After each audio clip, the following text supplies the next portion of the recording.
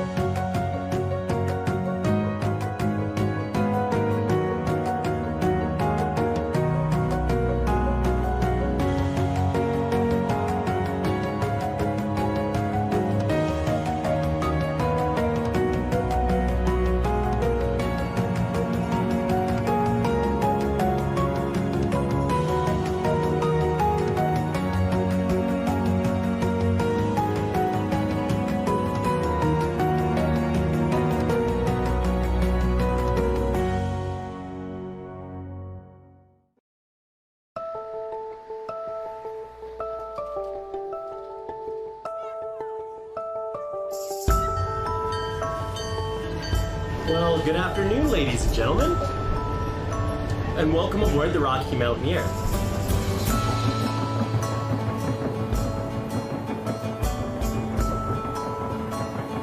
The window of a train is one of the best ways to enjoy the beauty of North America. The Rocky Mountaineer offers train trips to Canadian cities, mountain towns, and national parks. Our journey begins with the 157-mile passage from Seattle, Washington to Vancouver, British Columbia. There's so much going on in Seattle. You get the energy of Seattle as you're leaving right into the beautiful Puget Sound. Go along the coastline, make our way in through some beautiful agricultural lands, and make our way in through the border and right into Vancouver.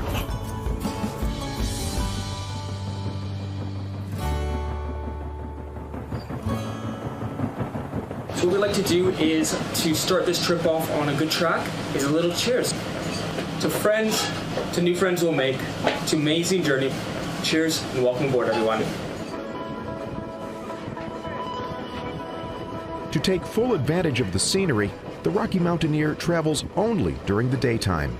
Passengers overnight at locations along the route. This trip covers roughly 1,200 miles on the train through some of the most remarkable scenery in North America. From Vancouver, the train overnights in Kamloops and then on to Banff.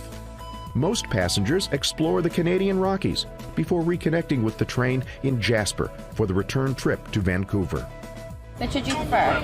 The dried fruit. Thank you. Yeah, you're welcome. We're here to encourage friendships and socialization. There's not much to do but sit back, relax, as we bring you in along the beautiful coast into a place I love to call home, Vancouver. The Canadian government began operating daylight train trips through the Canadian Rockies in the 1980s. The service was eventually turned over to the private sector, and the Rocky Mountaineer has been operating tours along the historic and scenic rail lines of the Canadian Rockies for more than 25 years. We talk about the 4 S's. So they come out expecting the first S, which is the scenery.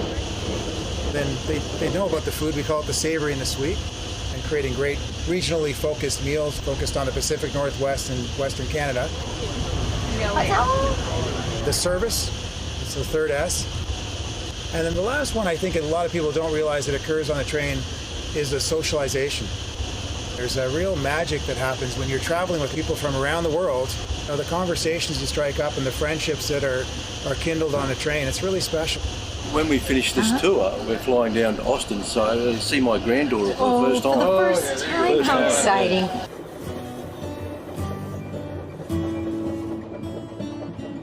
Well, it's a different pace. The train is a social environment. When you get on the train, you dine together, you chat together, you see the scenes together, and it becomes a very social and a very pleasant, relaxed environment. And then this particular route we're traveling is all about the scenery. It's going to be spectacular the whole way. Probably the most stunning area will be Chuckanut Bay, renowned for having the Cascade Mountain Range actually goes right down into the ocean, and you'll see these beautiful sort of volcanic rock formations. After Chuckanut Bay, the train hugs the water's edge and crosses into Canada. In typical Rocky Mountaineer style and Canadian fashion, we'll be playing the national anthem. And feel free to wave your flags.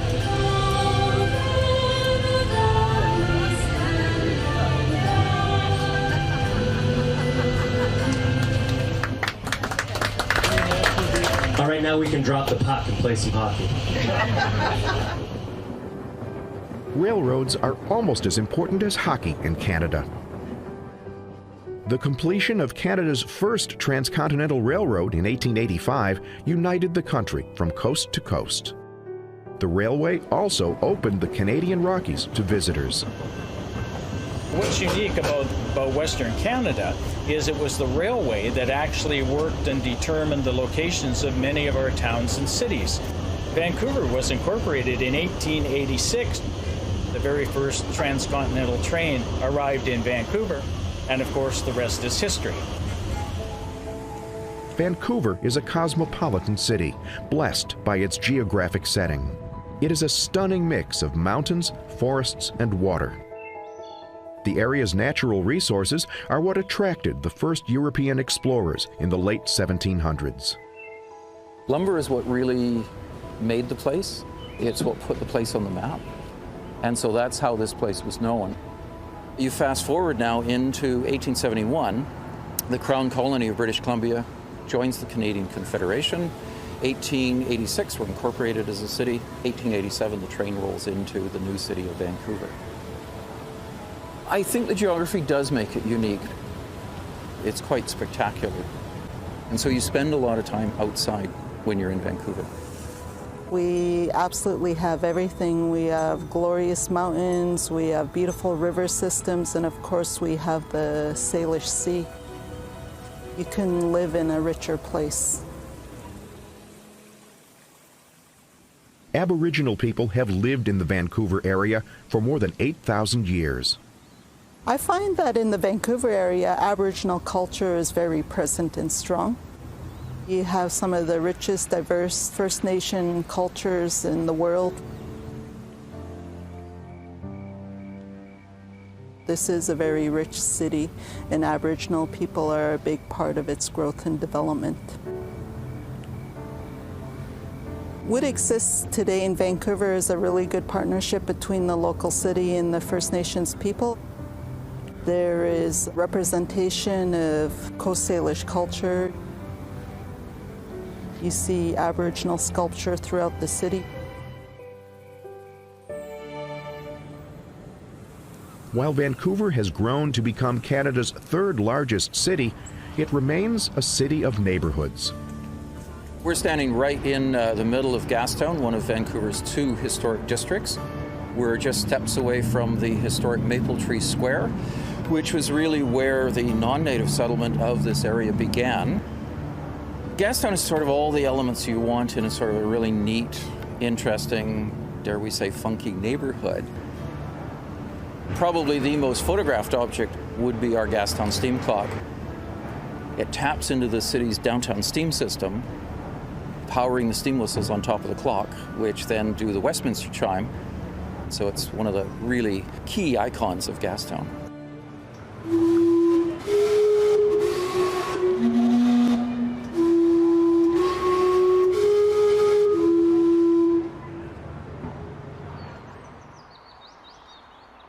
Stanley Park is one of North America's largest urban parks. It symbolizes Vancouver's unique marriage of natural and urban space. It is a really great space on the edge of the city. You can walk off the trail and boom, you're out into a forest. Stanley Park is one of the most significant places for Coast Salish peoples. It is the homeland of three distinct nations, the Squamish people, the Musqueam people, and the Tsleil-Waututh people. So we all have a really rich connection to Stanley Park itself. The 1,000-acre park is almost entirely surrounded by water. A 14-mile seawall is the world's longest uninterrupted waterfront walkway. And it is now the best walking, bike route, roller skating, all those things. And it is just one of the really great public spaces within Vancouver.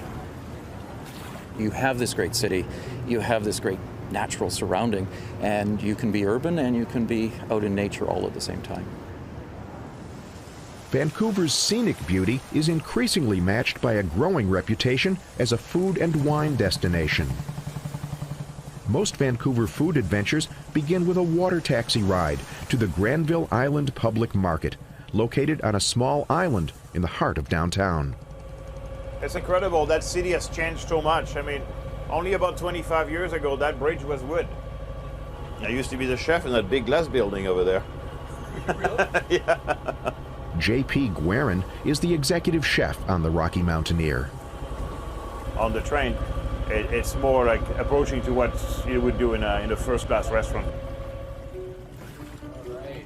Thank you. Thank you so much. This is Granville Island Public Market. It's actually the oldest public market in the Vancouver area. That's a beautiful fish. Yeah, he's a beauty. He's just caught locally. Look at this. About 35 pounds, something like that, eh? Wow. Yeah. Leading around the water, as you can see. You know, seafood is a very big part of what we do in our cuisine. During the growing season, we have absolutely beautiful vegetables, beautiful fruits. That's nice. Good morning. Good morning. Can I get those? Raspberry looks pretty good. Can I get this one? Yes. I like to come there because it's the varieties and the quality of the produce and the seafood that you can buy there. It's absolutely incredible. And I'm going to have some blueberries as well. They look absolutely gorgeous. Yes, 1 box of blueberries. We are blessed. We have incredible product and produce to offer to the world. These are the best fingerlings. We'll have some for tomorrow. It's just a showcase of what we actually buy for our train, for our guests. Are you guys you going to be riding on the train tomorrow? Well, you know, very happy that you're going to be able to join us. Yeah, well, we know what we're going to be eating now. Good. Here we are. Thank you, sir.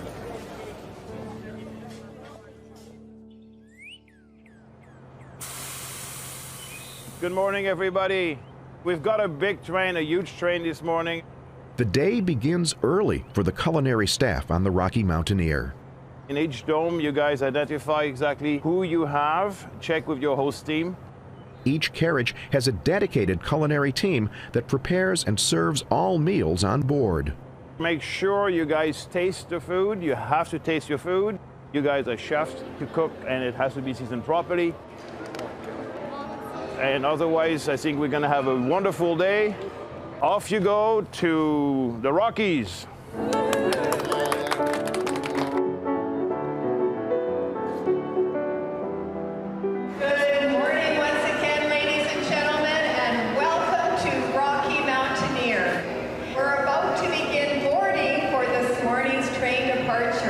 The Rocky Mountaineer is a reminder of an age when train travel was a glamorous adventure. Welcome aboard, ladies and gentlemen. Passengers will spend a full day riding the rails through the historic and scenic landscape. This leg of the journey toward the Canadian Rockies is a 260-mile passage from Vancouver to Kamloops. Crossing the Fraser River, the rail line transitions from metropolitan Vancouver into the countryside of British Columbia. Good morning, ladies and gentlemen. Welcome on board the Rocky Mountaineer as we make our way from Vancouver into the wonderful town of Kamloops. The highlight of that first day is leaving the city life behind. We start to enter the gentle, rolling farmland, and then we enter the Fraser Canyon. And you start to see scenery that is a bit more treacherous. You're perched on a cliff edge and you see a raging torrent down below.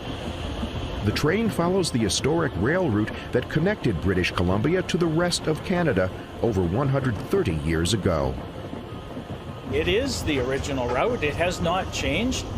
There's been minor changes here and there as you're up in the Rockies, but the original route down the Fraser Canyon is that one that was built in the 1880s. We're going to make our way past some spectacular scenery and some incredible sights.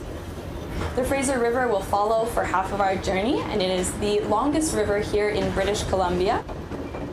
The Fraser River dominates the landscape with spectacular canyons and unspoiled scenery. The river and its tributaries are world-renowned for salmon fishing. One of the highlights is Hell's Gate, where canyon walls rise 1,000 feet above the narrowest part of the Fraser River. The rapids and steep gorges were major impediments to the construction of the railroad. The railway construction in the east started the earliest back in the 1870s, and the construction of the railway really was at its peak from 1881 through to 1887 on the original transcontinental main line. The most spectacular and most difficult part of the construction was actually on the western end, and that was through the canyons of the Fraser and Thompson River. And as you travel this route today and go up the Fraser Canyon, it'll be very, very evident to you the challenges of building the railway through the west. When it was completed in 1885, the railroad was considered a great engineering feat. More importantly, it unified the nation. Historically, the creation of Western Canada really is due directly to the railways. And the reason that British Columbia became a province of Canada was a promise by the federal government that they would connect it with a railway to the rest of the country. So it really was the way our country was opened up and the way our goods moved.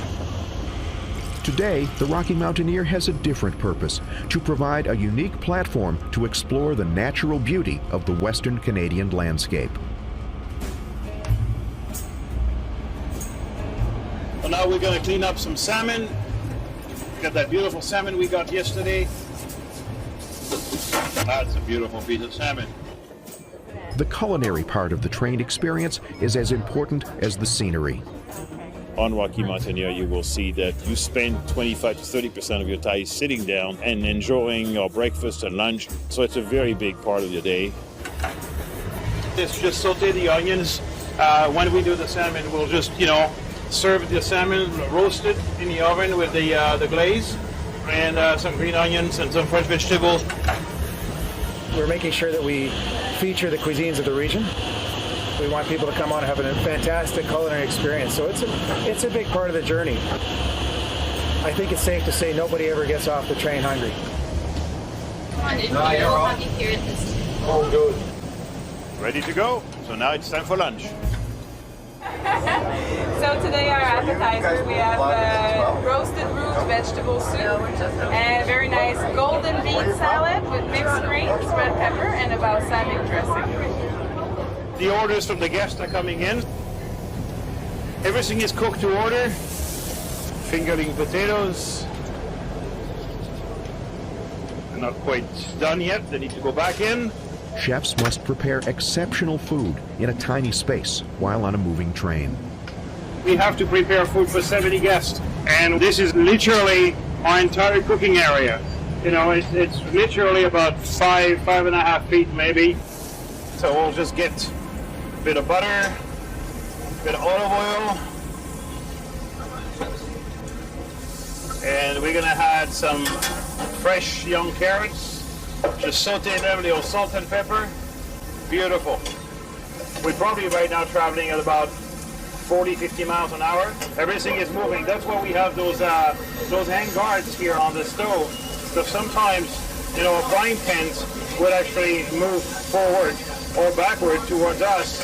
So we have all these guards to make sure that doesn't happen. We cook the meat in wine and onions and garlic. It's really, really a nice dish. What we call really the definition of comfort food. A lot of our guests really love this. It's very Canadian as well. We still have to produce the type of food or quality of food that you'd expect in a 5-star restaurant, right? The best burger in the world. The philosophy we have on Rocky Mountaineer is very simple. Do not prepare food for our guests or our staff that you wouldn't eat yourself. And that's a philosophy. You're sitting across the table, maybe from guests that you haven't met from before, or if traveling together with friends that you may have had for lifelong friends and enjoying amazing food while you watch the world go by.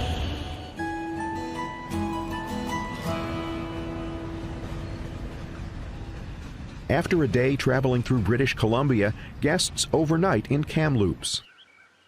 The city of around 100,000 is located at the confluence of the North and South Thompson Rivers. Kamloops is known as Canada's tournament capital, hosting up to 100 sporting events each year.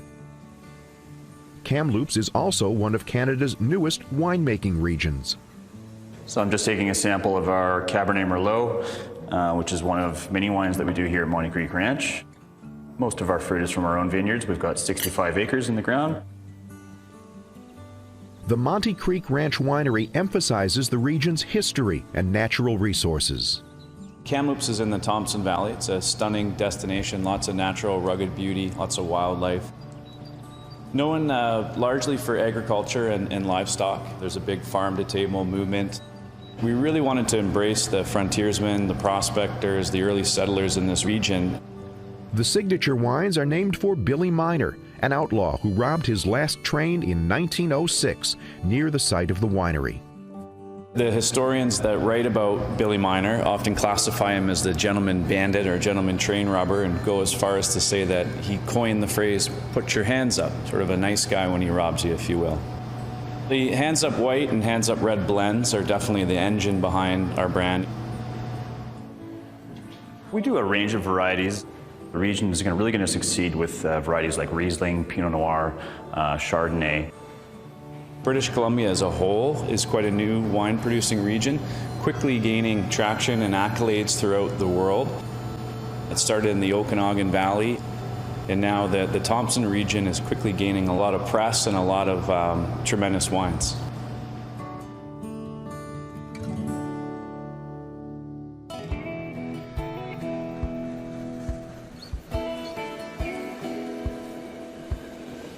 Welcome back on board the train, ladies and gentlemen. I hope you had a fine evening in Kamloops. Today we're going to be on our way towards Banff.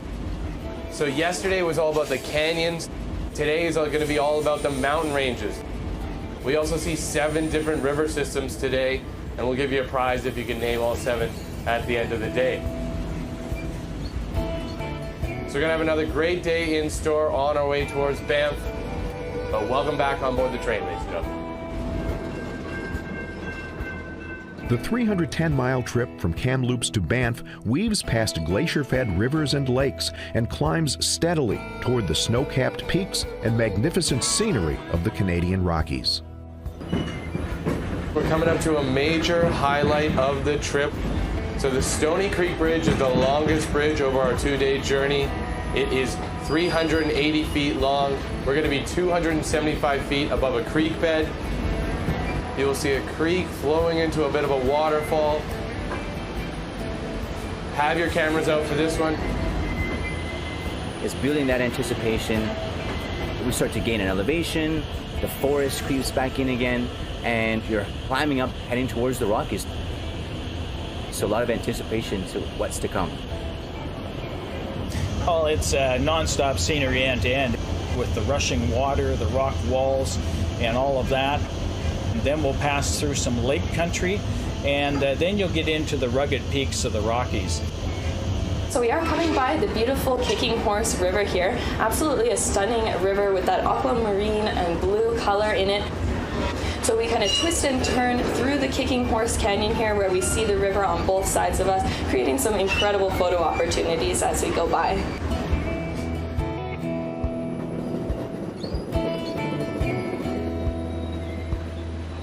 At Craigellachie, the last spike was driven on November 7, 1885, completing Canada's first transcontinental railway.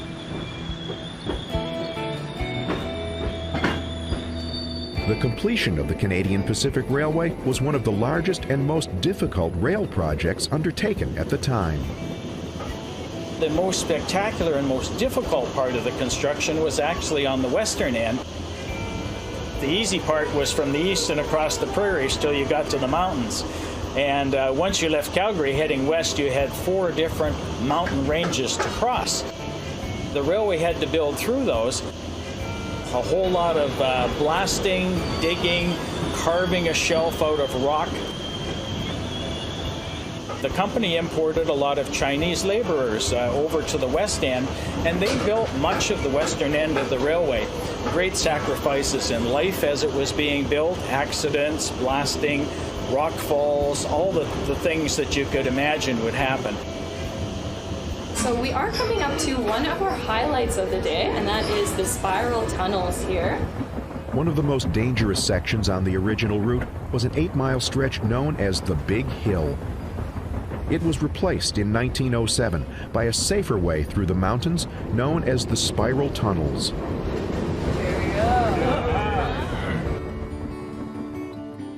Construction of the maze of tunnels through 2 mountains required 1,000 men and 20 months to complete. It was absolutely incredible feat of engineering when it was completed because working towards each other, the crews met with an error of less than 5 centimeters or less than 2 inches. So absolutely incredible feat. Exiting the spiral tunnels, the train is engulfed in the Canadian Rockies, revealing some of the most remote and beautiful Canadian landscapes that can be seen from a train.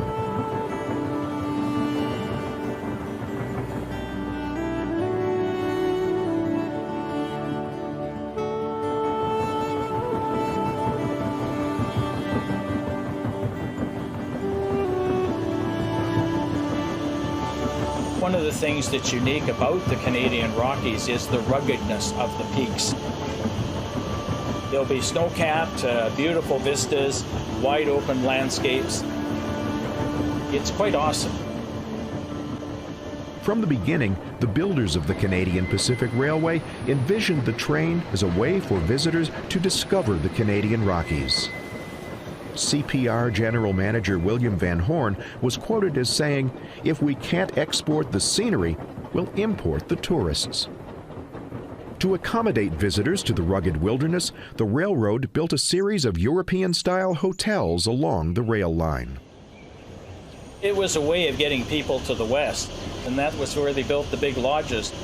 So this became a way for tourists to come and see a part of the land, but it also became a way for the railway to do business.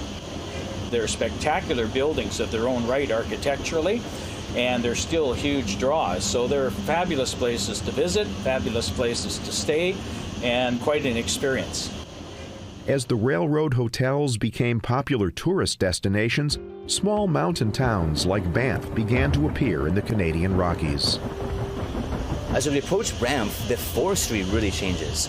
You have noble fir and grand fir and blue spruce and all these perfect Christmas trees. You've got the glacial runoff coming down into the water, these turquoise colors, contrasting with the greens, majestic mountains. Quite a broad valley as we come into Banff. So just glorious mountains on both sides. It's a real sense of fulfillment and accomplishment coming into Banff on the train. I hope you enjoy the Rocky Mountains, and I hope we've shown you this little piece of Canada because we're very proud of it. So we are approaching our destination of Banff, where everybody will be getting off today. Now, if you are staying in Banff for a few days, it's a beautiful area. It's a small little mountain town. Make sure you take a walk around. Banff is the starting point for exploring the Canadian Rockies by car or bus. It is a quintessential mountain resort community. Surrounded by wilderness, the downtown core has an abundance of shops, hotels, galleries, pubs, and restaurants. It gets busy in the summertime, but it's a town where you can base yourself in terms of accommodations, and from here it's an excellent base to travel and do many things within a 60-mile radius. Retired Mountie Pat Kamenka serves as an ambassador for Banff and the Canadian Rockies. This is the dress uniform of the Mounties. It is not a practical uniform for policing. You can't run in the boots, these pants slow you down in spandex, and this hat will blow off in the wind. But it's one of the uniforms that people recognize us for, and this is really the old mounted police and what people want to see.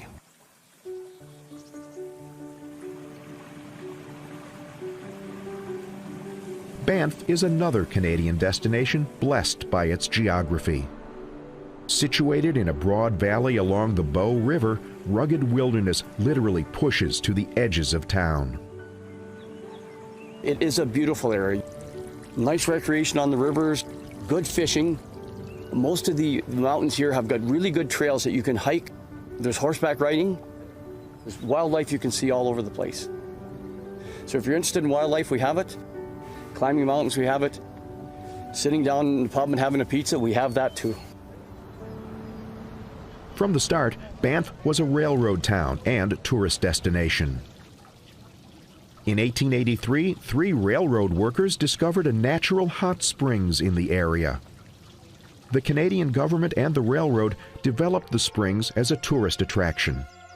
The builder of the Canadian Pacific Railway, William Van Horn, decided it was the ideal location for the Banff Springs Hotel. He realized from feedback that many people wanted to spend time in the area. So he formed ideas of building chalets and hotels along the rail route. Thank you. Have a good day. I think they realized this would be a good opportunity, rather than just people just whipping through on the train, for people to stop and enjoy the view. Van Horn built the hotel at what he called the $1 Million View.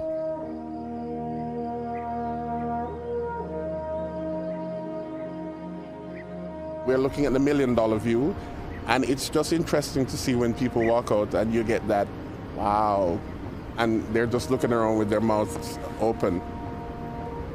And I don't think anybody would argue with that price tag. The original wooden hotel of 250 rooms opened in 1888.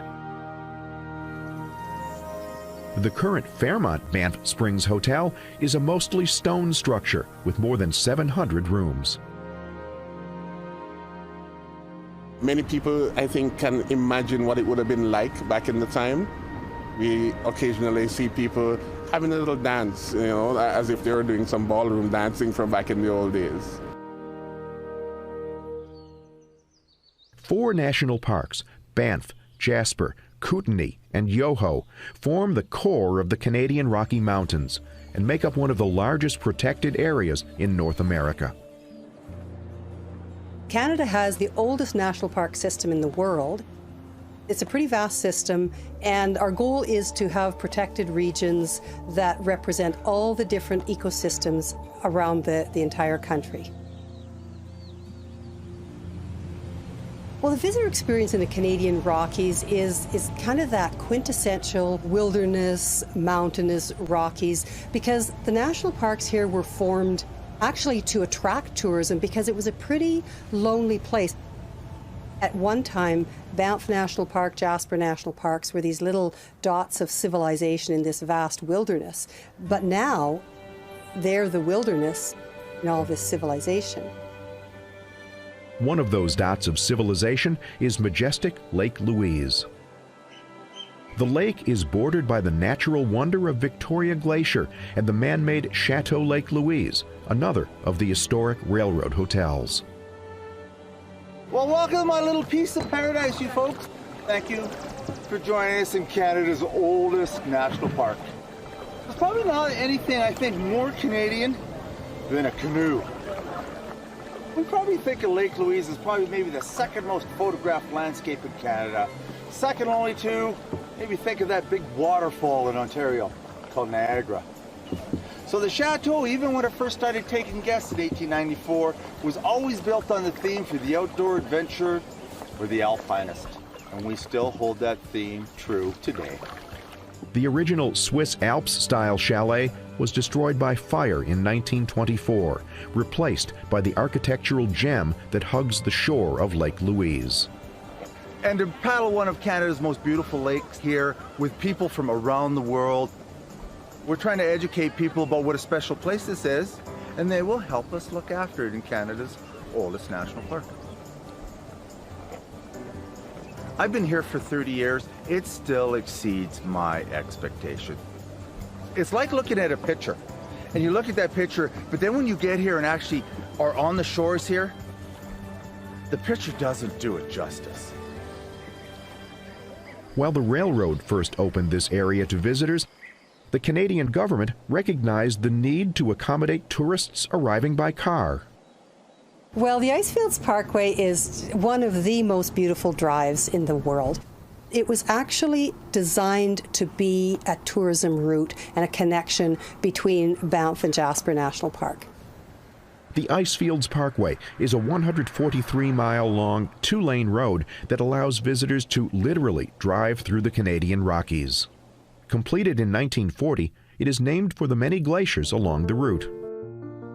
The Icefields Parkway allows visitors a closeness to mountain scenery, glaciers, and waterfalls that reach to the edge of the roadway. It's got lots of spectacular views. It takes people into the heart of the mountain wilderness with just these spectacular vistas, and the lakes and the rivers are just surreal. The colors are unbelievable.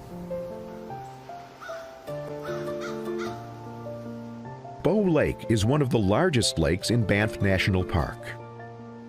The glacier and waterfall that feed into the lake are the source of the Bow River that flows through to Banff. The Icefields Parkway is awesome. It's the quintessential wilderness. Sometimes it's just surreal because the sun is sparkling over this snow and these glaciers, and it's so pristine. It's awe-inspiring. The Columbia Icefield is visible from the parkway. It is a remnant of the ice mass that once covered most of the area. Athabasca is one of several glaciers that flow from the immense ice field. Welcome to the Athabasca Glacier. We are going to be passing below Mount Athabasca. It is the tallest mountain surrounding the Athabasca Glacier. Athabasca is the most visited glacier in North America. Visitors get onto the glacier in specially designed, oversized vehicles. And you guys are in luck. There's a big herd of bighorn sheep around the corner, so just to get your cameras ready. So we have a bunch of female sheep with their newly born babies. They like to lick the salt off the rocks here.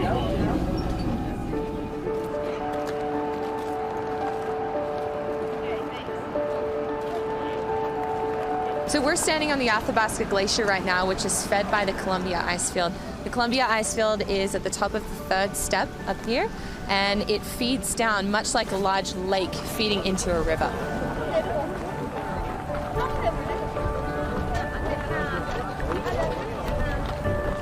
The Athabasca Glacier dates back 11,000 years to the last ice age. This entire area is glacier carved, and at one point would have been completely covered by the ice field. And that glacier really tells us the story of climate change because it has receded so much over the past 100 years. I think it makes it more real for people. When you're out there and you experience it yourself, you can look and say, it's moved. And that's really telling for people. The glacier water that our guests do taste, it is 100% natural and it is 100% safe to drink. We have some people who try just one glassful, some people who bring up a 5-liter or to collect and take home with them. We say around here that it's what keeps us so good looking and young. This is a bucket list item, so it really is amazing to see the reaction of guests when they get out here. They are amazed by the vast size of the glacier and the mountains surrounding.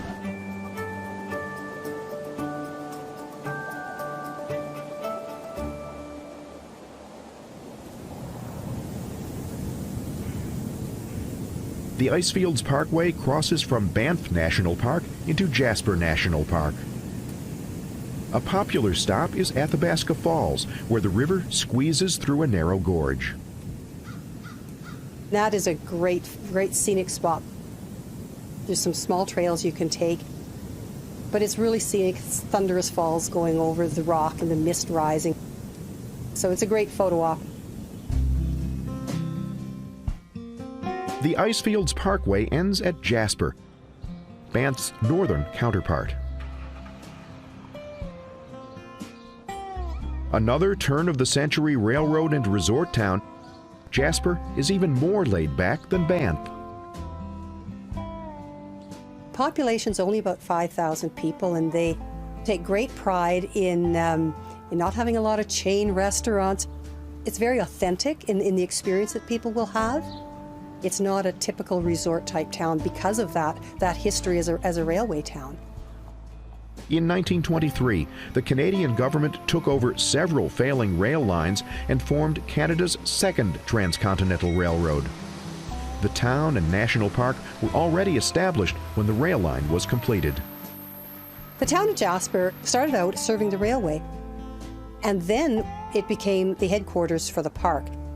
All those things, the parks, the railway, were all kind of tied together, and it was for economy, it was for the government to draw people west and increase tourism here. Like Banff and Lake Louise, a lodge soon followed the rail line. The Fairmont Jasper Park Lodge started out as Tent City, and it wasn't actually owned by the railway until into the 1920s. It really brought a different class of tourists, people who didn't want to stay in the tents. They wanted something a little bit nicer. The Jasper Park Lodge differs from the massive structures at Banff and Lake Louise. Cedar chalets and log cabins border Lac Beauvert on more than 900 acres within the national park.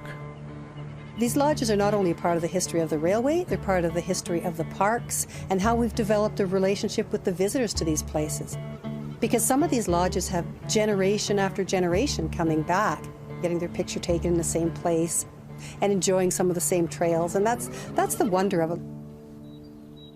A surprising attraction at Jasper Park Lodge is one of the most scenic golf courses in North America. We are situated in the mountains. It's one of those golf courses you always remember. Every single hole out here has a 360-degree scenic view. The course was designed in 1925 by Stanley Thompson, Canada's premier golf course architect. Hole 14 is our signature hole. I like to call it the selfie hole. All of the groups that come to the tee box, everyone wants to take a picture of themselves.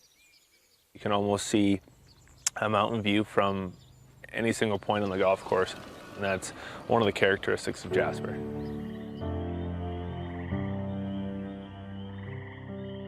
At 2.7 million acres, Jasper National Park is the largest park in the Canadian Rockies. 97% of the park is protected wilderness. The wilderness is just spectacular. We kind of call it the gentle giant because one of the things that people will notice compared to Banff or compared to these other parks, it's kind of more open. So we have all the big, we call them the charismatic megafauna. We've got the bears, we've got the elk, the moose, the deer, the cougars, the coyotes, the wolf packs. It is a wild place.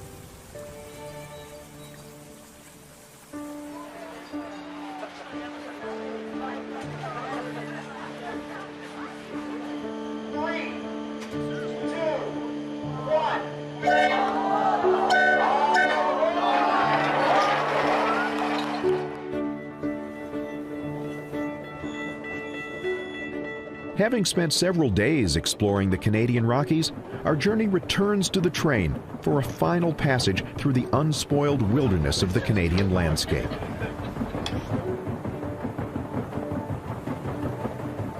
The railway actually cuts through places where most people don't get to see. They're very remote, and you will see wildlife, you'll see vistas that others don't see, so that's very beautiful. Good morning, ladies and gentlemen, and welcome aboard the Rocky Mountaineer. I trust that everyone had a wonderful stay in Jasper over the last few days. My name is Darren, and I'm going to be with you over the next 2 days as we head down from Jasper into the city of Kamloops, and then from Kamloops into the wonderful city of Vancouver.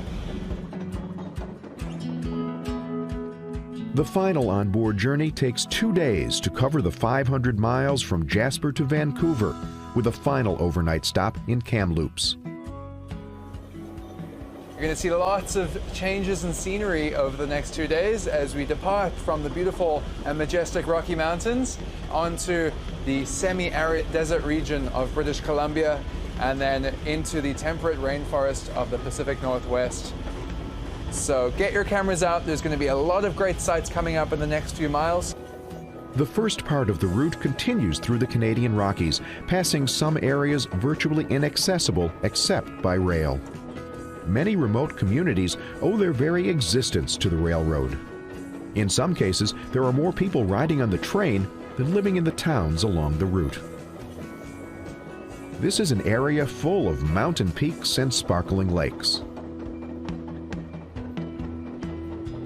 Yellowhead Lake stretches out from the tracks, with majestic Mount Fitzwilliam and Mount Rockingham serving as backdrops. It really feels like the mountains are just right on top of you. And you really feel very connected to the outside world. You really get to go through some very pristine parts of the wilderness that the highway does not go through. You really see a part of the country that you can't really see anywhere else. So now we're passing by the second lake of the day, and it's actually one of my favorite on the trip, and that's Moose Lake. And it gets that name for the large population of moose that are known to be active in the area. So please, ladies and gentlemen, enjoy Moose Lake. Having spent days gazing at one beautiful mountain after another, it is difficult to imagine the most magnificent mountain of the journey lies ahead. So the spectacular Mount Robson is just coming into view. At 12,972 feet, Mount Robson is the highest peak in the Canadian Rockies. the rail line provides one of the best ways to view the sheer sides and snow-capped crown of one of the most prominent mountains in North America. We're exceptionally lucky today to be able to see the top of Mount Robson because it is actually so high that it has its own weather system, and it is often masked by alpine clouds that cover the top half of the mountain.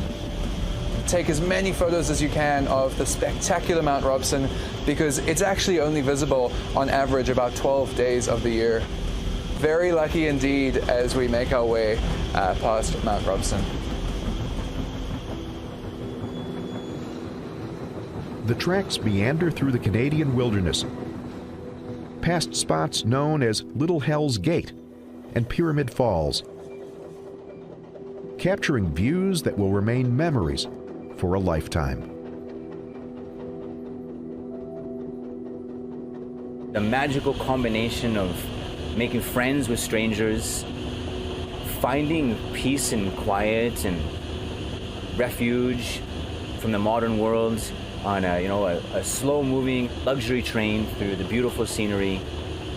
Quite often, I guess, are very surprised at how much the community they form with the friends they have around them on their seats. That's a real ingredient to that experience, is the bonds that the guests form amongst each other too. You really get a special view from the train. The rail lines travel through a lot of spots where they were the first ones to come through. You've got large segments of track that run right alongside these rivers and lakes. You don't get that traveling any other way. To travel through the Rockies and see some of those sheer cliffs and the faces of those mountains in the train, it's a wonderful way to see that. We like to talk about trying to create life-changing experiences. We try and do everything we can to get there. Our trip on board the Rocky Mountaineer has been about the journey, with the windows of the train revealing the majesty and mystery of the Canadian Rockies.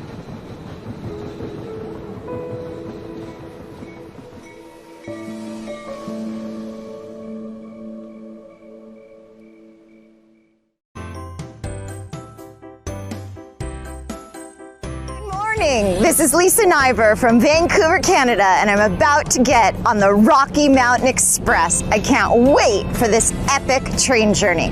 Let's go inside.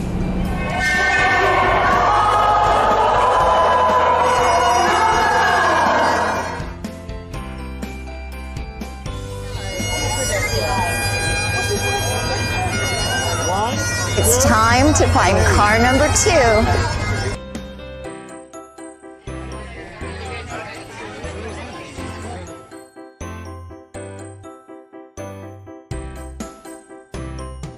The sun is shining on the 1st of May in Vancouver.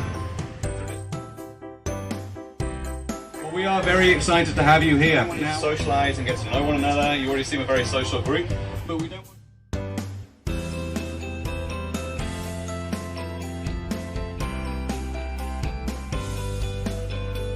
Next few days. Welcome aboard. Cheers, everybody. Cheers!